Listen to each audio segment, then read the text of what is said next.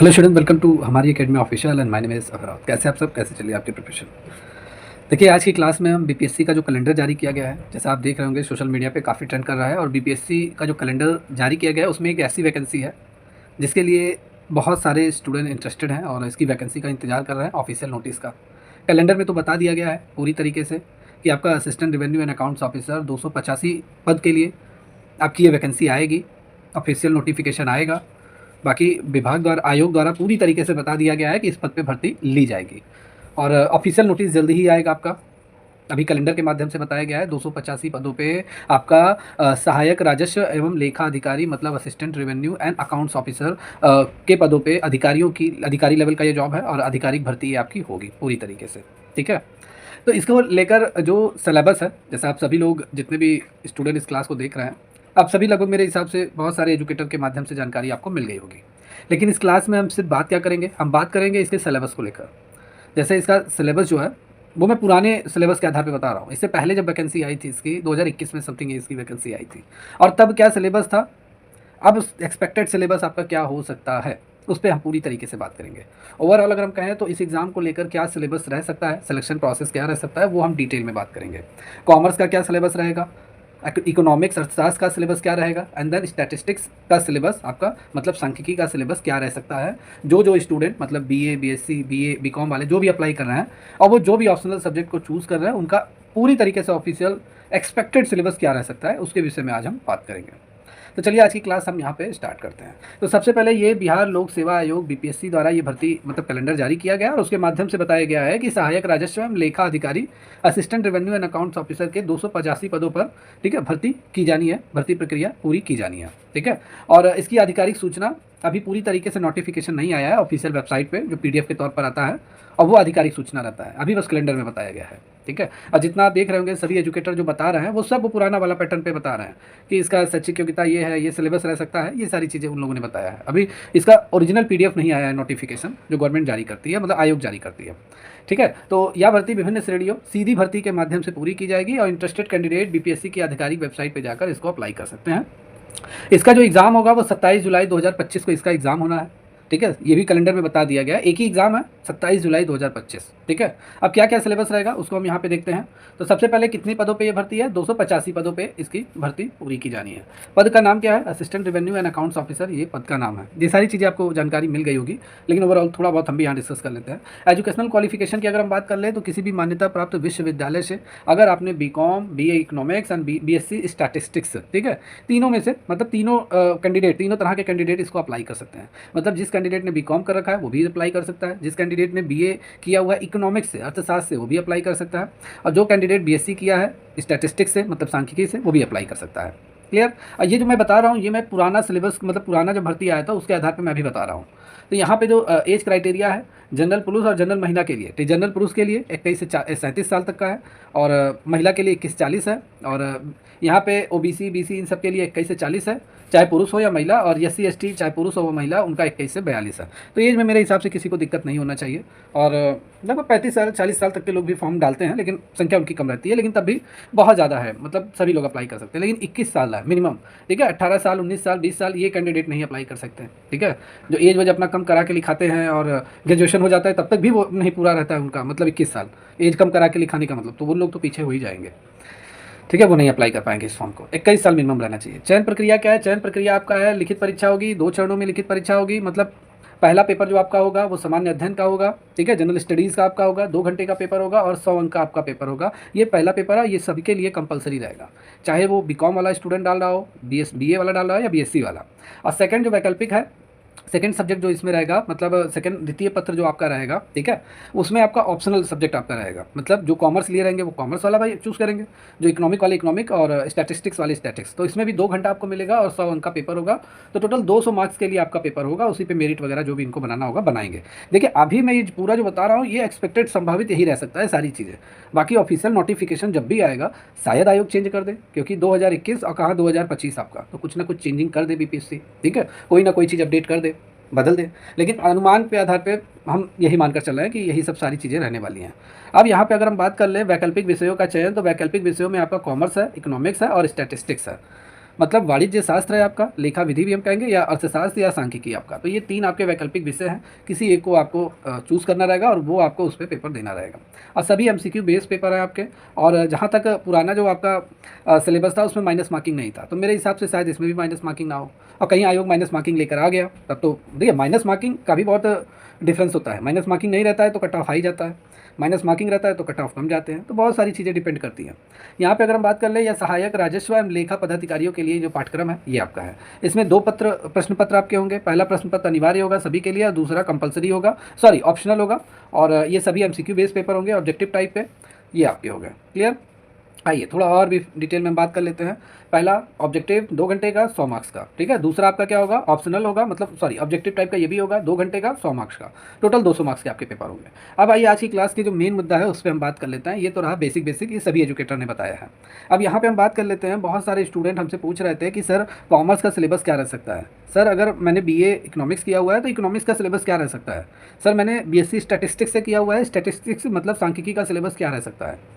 आइए इसको हम यहाँ पे डिटेल में बात कर लेते हैं कि आपके संभावित अगर नोटिफिकेशन आएगा और संभावित आपका सिलेबस यही मेरे हिसाब से रह सकता है। देखिए ये मैं एकदम एग्जैक्ट नहीं बता रहा हूँ कि यही आपका रहेगा।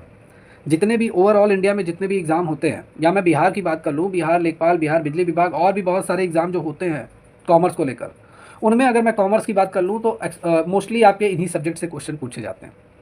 इन्हीं सब्जेक्ट से आपके क्वेश्चन पूछे जाते हैं, और मे भी मेरे हिसाब से शायद यही सिलेबस में आपका रह सकता है। ठीक है, ये मैं एग्जैक्ट नहीं बता रहा हूँ, ये संभावित मैं बता रहा हूँ। तो अभी मानकर ये चलिए, बाकी नोटिस जब भी आएगी, अभी तो आपका ये अप्रैल लगने वाला है, अप्रैल शायद मई में इसकी आ जाए, क्योंकि जुलाई में एग्ज़ाम है। तो मेरे हिसाब से मई के लास्ट में लोग अप्रैल के लास्ट में दे देंगे, और फिर 1 महीना फॉर्म फिलअप होगा, 1 महीना आपको तैयारी के लिए मिलेगा, और जुलाई में आपका एग्ज़ाम ले लिया जाएगा।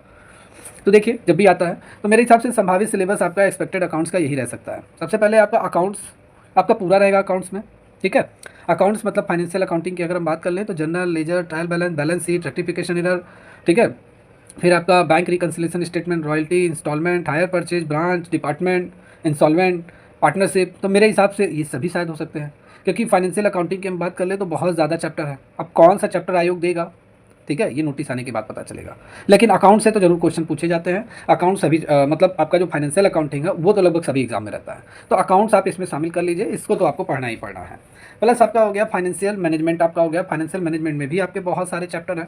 अब कौन सा चैप्टर देगा आयोग, क्योंकि देखिए अभी BS, PS, CL junior accounts clerk के लिए भी सिलेबस आया है, और इतना घटिया सिलेबस जारी किया गया है कि उसमें भी नहीं बताया गया है कि फाइनेंशियल मैनेजमेंट, ऑडिट, ठीक है, कंपनी एक्ट 1956 मतलब कंपनी अकाउंट, और कंपनी एक्ट 1956, इनकम टैक्स, कुछ नहीं बताया है कि कौन सा चैप्टर पूछा जाएगा। सिर्फ सब्जेक्ट नाम दे दिया गया। अब सब्जेक्ट नाम देने से ठीक नहीं है, क्योंकि बता देना चाहिए कि कौन सा चैप्टर हमें लेना है, कौन कौन सा चैप्टर आपको पढ़ना है। अकाउंटिंग में कितने चैप्टर पढ़ने हैं, मैनेजमेंट में कितने पढ़ने हैं, ऑडिट में कितने पढ़ने हैं, इनकम टैक्स में कितने पढ़ने हैं। स्टूडेंट उसी हिसाब से तैयारी अपना करेगा, आपके लिए भी ठीक रहेगा, आप भी उसी सब्जेक्ट से क्वेश्चन पूछोगे, तो ये ठीक रहता है। अब ऐसा सिलेबस जारी कर दिया जाता है तो देखा जाए, जब सब्जेक्ट दे दिया गया तो उसको पूरा थ्योरी, न्यूमेरिकल, MCQ कवर करते करते वो 6 महीने का सिलेबस हो गया। 6 महीने का सिलेबस हो गया। तो अभी तो हम मानकर यही चल रहे हैं, BS, PS, CL जो भी सिलेबस जारी किया उसको हटा दीजिए। मैं बता रहा था कि उसमें भी बिहार का ही भाई एक अहम एग्जाम है, अभी तो उसका एग्जाम डेट आया नहीं है, साल भर लगभग होने को है, तो अभी उसको हटा दीजिए आप। अभी हम यहाँ पे इसका बात कर रहे हैं, ठीक है। तो फाइनेंशियल मैनेजमेंट से जरूर आपके क्वेश्चन आएंगे। अब 25 चैप्टर हैं टोटल, 25 नहीं 20 चैप्टर हैं ओवरऑल, छोटे मोटे जो भी है। अब उसमें से कितना चैप्टर पूछेंगे ये तो सिलेबस आने के बाद कवर होगा, ठीक है, पता चलेगा। लेकिन फाइनेंशियल मैनेजमेंट भी आपके एग्जाम में पूछे जाते हैं। कंपनी लॉ से आपके क्वेश्चन रह सकते हैं, ऑडिटिंग से भी आपके क्वेश्चन रह सकते हैं, ठीक है। ऑडिट से रिलेटेड पूरा ऑडिट इंट्रोडक्शन आपका हो जाएगा। फिर और भी जितने मेजर चैप्टर हैं उसमें वैल्यूएशन एंड स्टॉक्स का पूरा हो जाएगा। जितना भी ऑल टोटल है, बहुत सारा मैं नहीं कहूँगा, जितना भी अभी तक मैंने देखा है, जितने भी एग्जाम इंडिया में होते हैं, ओवरऑल ऑडिटिंग से आपको 12 से 13 चैप्टर तो आपको पढ़ना ही पढ़ना रहता है, ठीक है, कम से कम 12 से 13 चैप्टर, और इतना तो लगभग पूछा ही जाता है। तो अभी इसमें देखना है कि नोटिस आने के बाद ऑडिट से कितने क्वेश्चन आपके रहेंगे, मतलब कितने चैप्टर आपके रहेंगे। टैक्सेशन की अगर हम बात कर लें तो इनकम टैक्स, GST दोनों से क्वेश्चन पूछा जाता है। पहले रहता था, पहले GST जब नहीं था, मतलब 1 जुलाई 2017, उससे पहले सिर्फ इनकम टैक्स से पूछा जाता था, और अदर जो GST से पहले जो टैक्स लगते थे वो पूछा जाता था। लेकिन अब GST आ गया है तो GST भी एक अहम सब्जेक्ट हो गया है। बेसिक के साथ साथ अब पूरा चैप्टर इसका है, इसकी अलग बुक पढ़ाई जा रही है सभी कॉलेजों में, ठीक है। तो GST भी एक समझ लीजिए 2 सब्जेक्ट हो गए आपके टैक्सेशन में। इनकम टैक्स तो आपका ओवरऑल अगर हम देख लें स्टार्टिंग से लेकर 1 चैप्टर से लेकर 20 चैप्टर, तो बहुत बड़े बड़े चैप्टर हैं और सभी के न्यूमेरिकल्स हैं, ठीक है। इंट्रोडक्शन ऑफ इनकम टैक्स हो गया, फिर आपका सभी सैलरी के मतलब हेड्स ऑफ इनकम सभी आपके हो गए। तो बहुत सारा इसमें हो गया, एग्जाम्पशन हो गया, फिर डिडक्शन हो गया, जो मेजर चैप्टर है वो तो क्वेश्चन पूछे ही जाएंगे। तो एक हिसाब से इनकम टैक्स और आपका जीएसटी ये दोनों आपका हो गया, ठीक है। इन दोनों से आपके क्वेश्चन पूछे जाएंगे। तो इससे तो लगभग सभी एग्जाम में पूछा जाता है, तो इससे भी आपके बन सकते हैं। कॉमर्शियल लॉ से भी क्वेश्चन बन सकते हैं। अब सिलेबस नोटिस आएगा, क्लियर हो जाएगा। कॉस्ट अकाउंटिंग से भी क्वेश्चन पूछे जा सकते हैं। और कितने चैप्टर रहेंगे, नोटिस आने के बाद क्लियर होगा। फिर आपका accounting standard, Indian accounting standard, ये भी लगभग सभी एग्जाम में शामिल रहता है। तो मेरे हिसाब से संभावित ये भी शामिल रहेगा आपका।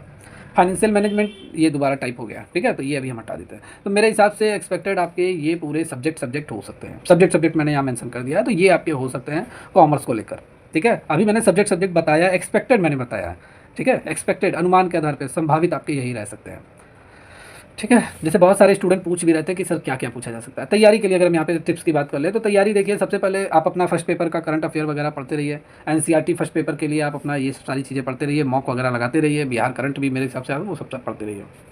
आइए इकोनॉमिक्स की बात कर लेते हैं। इकोनॉमिक्स से कितने क्या क्या हमें लगभग संभावित आ सकता है, कौन कौन से चैप्टर, उसको हम देख लेते हैं। तो इकोनॉमिक्स अगर हम बात कर लें तो सूक्ष्म अर्थशास्त्र मतलब माइक्रो इकोनॉमिक्स, इससे आपके क्वेश्चन जरूर पूछे जाएंगे।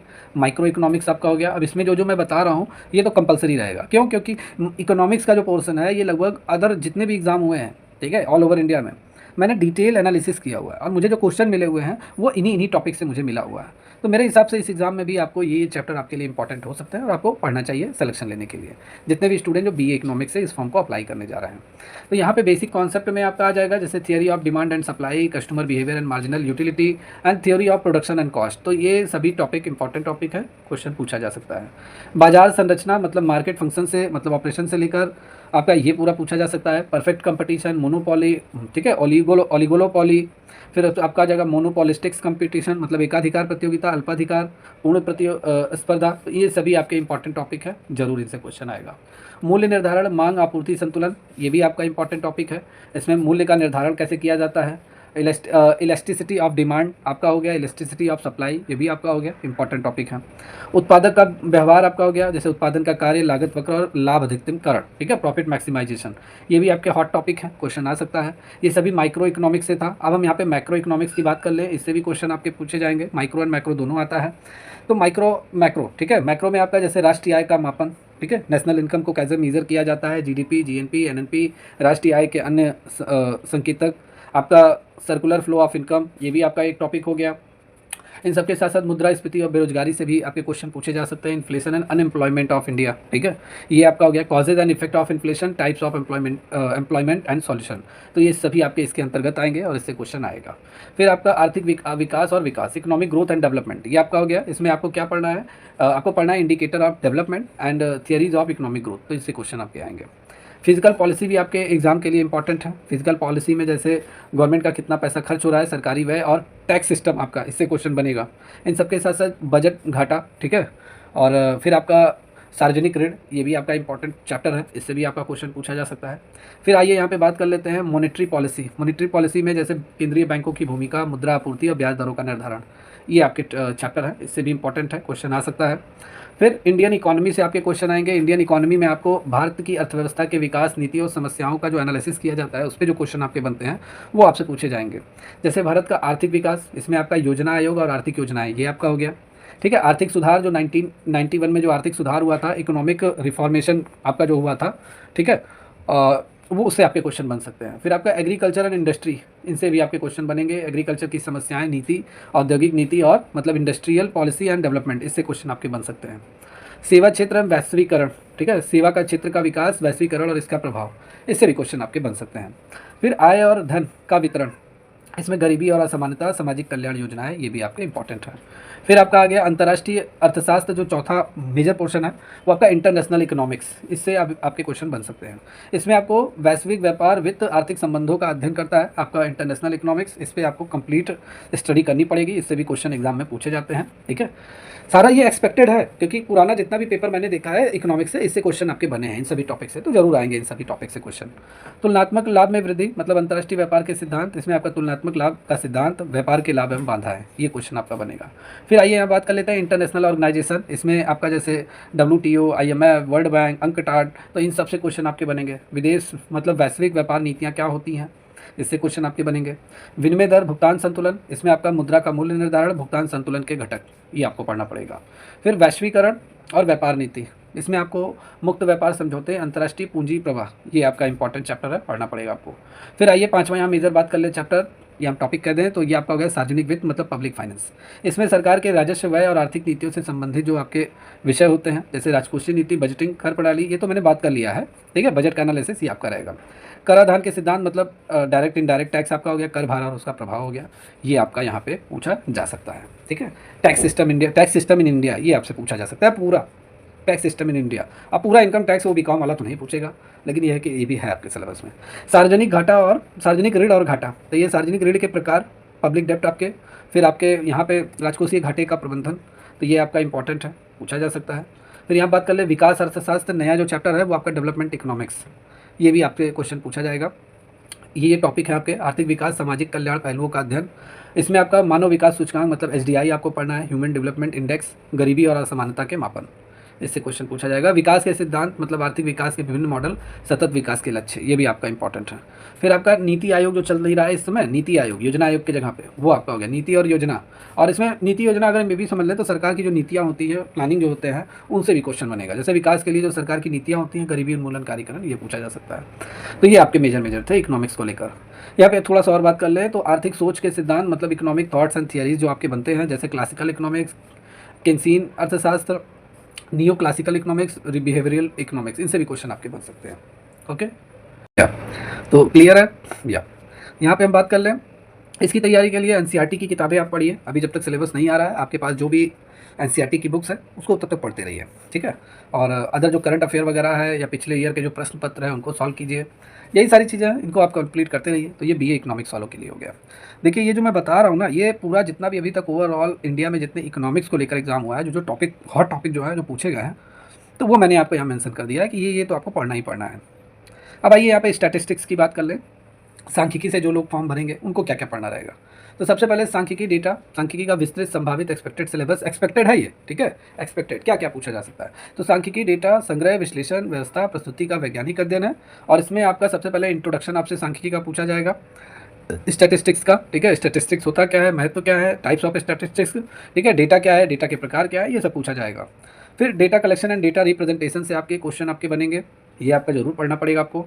फिर यहाँ पे मेजर ऑफ सेंट्रल टेंडेंसी, इसमें आपका मीन मीडियन मोड जो आपका होता है, और प्रत्येक माप की विशेषताएं, सीमाएं, तो ये सभी आपके होंगे, तो ये आपको पढ़ना पड़ेगा, ठीक है। मेजर ऑफ सेंट्रल टेंडेंसी, इससे भी आपके क्वेश्चन बनेंगे। फिर मेजर ऑफ आपका यहाँ पे हो गया डिस्पर्जन, इसमें आपका range, standard deviation, mean, absolute deviation, coefficient of variation, तो ये भी आपका इंपॉर्टेंट है, इससे भी क्वेश्चन पूछा जाएगा।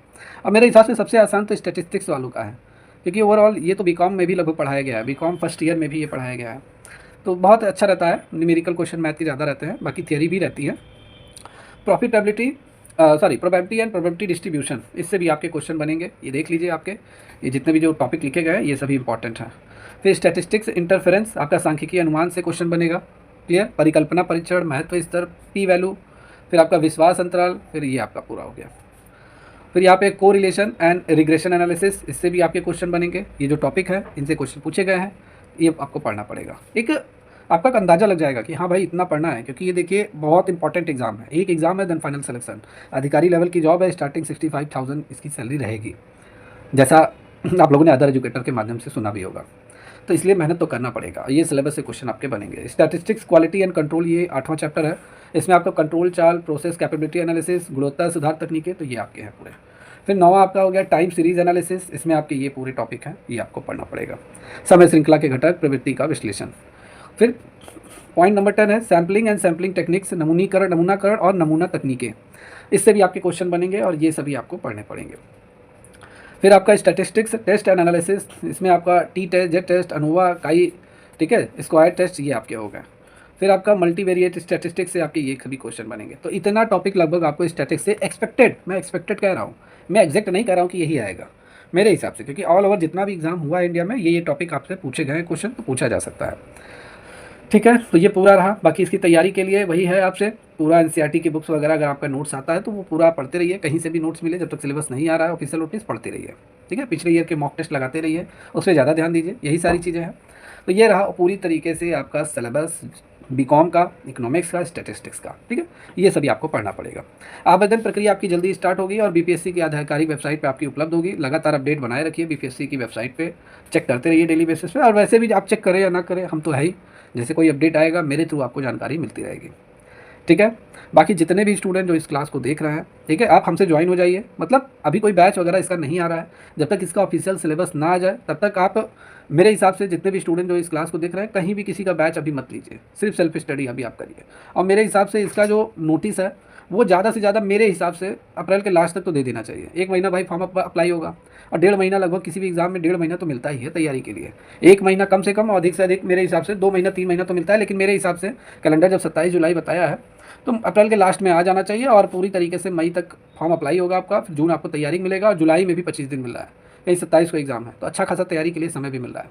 तो अभी आप वेट कीजिए और जल्दी नोटिस इसकी आएगी, आप लोग फॉर्म ज़रूर अप्लाई करना, क्योंकि एक एग्ज़ाम है देन फाइनल सिलेक्शन, और इसमें सभी स्टेट के स्टूडेंट अप्लाई करने वाले हैं मेरे हिसाब से, क्योंकि इसमें आपका बीकॉम वाले, बीए इकोनॉमिक, बीएससी स्टैटिस्टिक्स, ये सभी अप्लाई करेंगे। ये अधिकारी लेवल की जॉब है, देखना इसमें।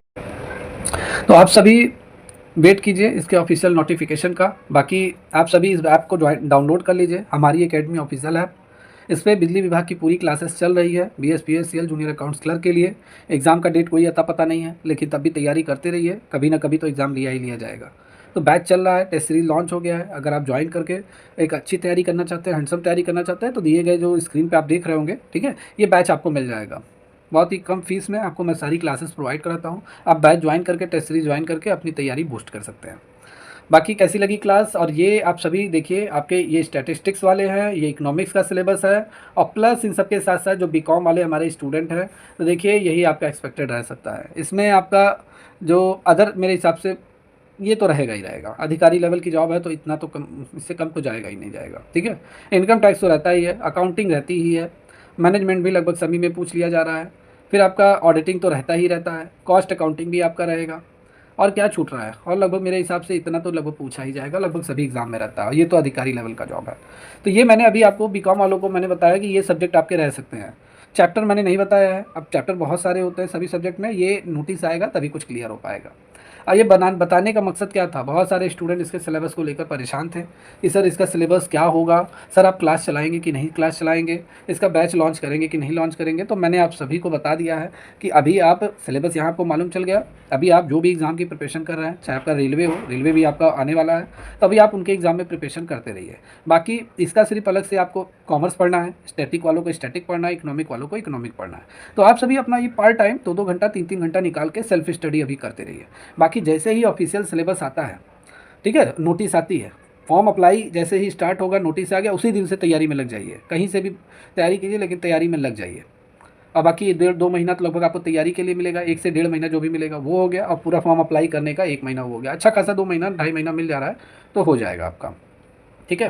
बाकी इसका बैच जो है अभी तो कोई प्लान नहीं है, लेकिन यही है कि 2 से 3 दिन के अंदर कंसीडर करेंगे। बहुत सारे स्टूडेंट की डिमांड है कि सर इसका बैच जल्दी लॉन्च कीजिए, और काफ़ी लंबी सिलेबस है, इसको तैयार करवाइए, ठीक है। तो बाकी वेट कीजिए, जैसे ही इसकी कोई अपडेट आती है मैं आपको इन्फॉर्म करूँगा।